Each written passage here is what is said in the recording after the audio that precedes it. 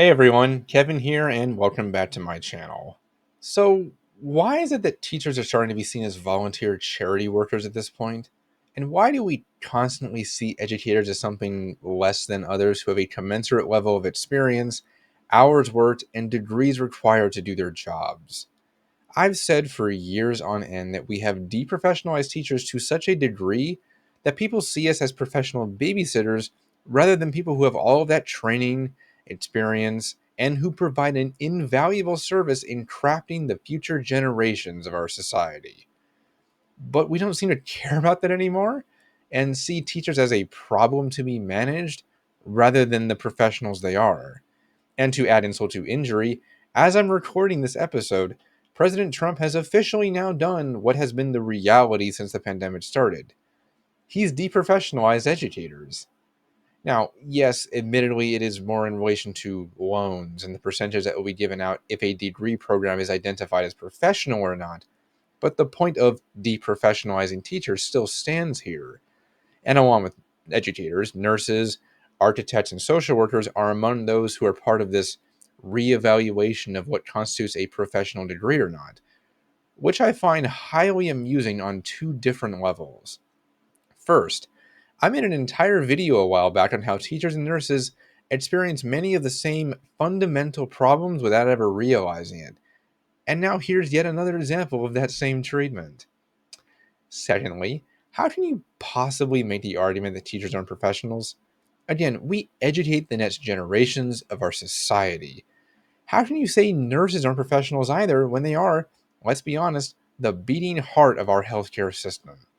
They are the ones who handle dispensing medications, along with the vast majority of everything that goes on in hospitals, not doctors. How can you say architects aren't professionals when they design the same buildings pretty much every person is now sitting in? The degree of math alone is astronomical, especially for high rises that need to be so structurally compliant. And how can you say social workers aren't professionals either? They look out for the physical and mental health of a lot of people, especially our students in the school system who often have no one else to talk or turn to in a crisis. Which all of that leads back to my original point.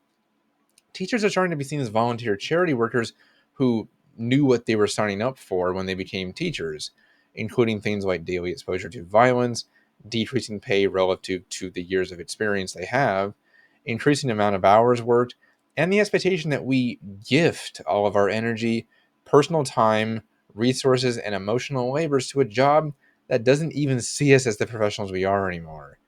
And on top of all of that, the degrees educators must obtain and the reality that now prospective educators will receive even less financial aid in paying for all of them, then you start to see how the situation could spiral out of control when taking into account that credentialing programs are already nearly empty around the world, and especially here in the US.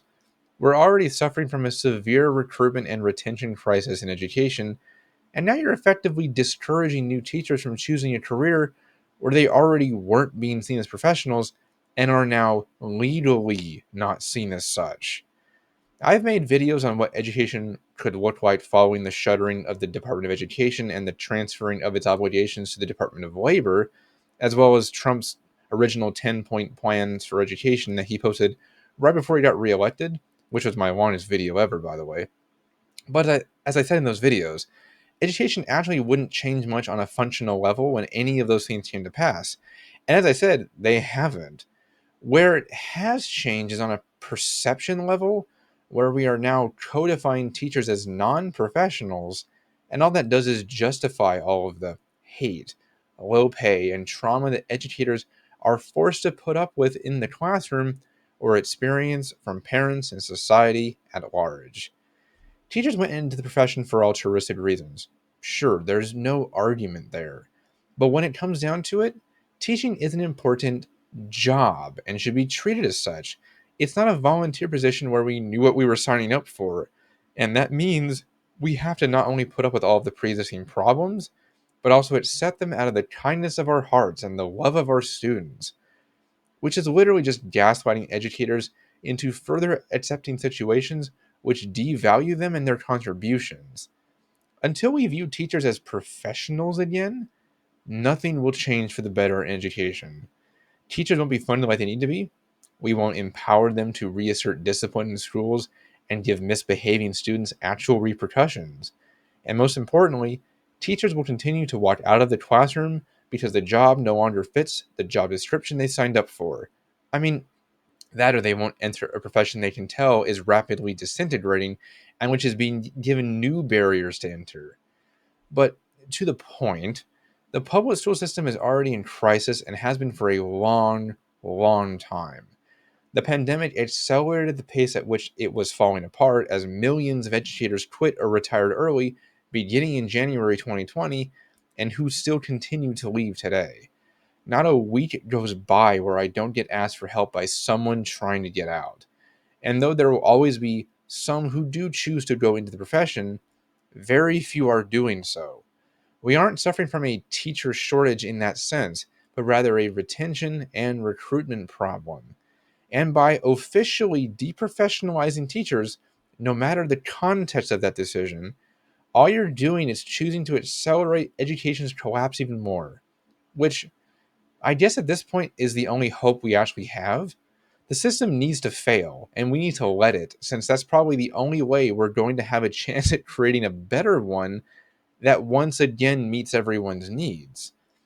But I don't see that happening in my lifetime, and more band aids will instead continue to be slapped on in the vain hope that the problem will miraculously solve itself, even when it never will.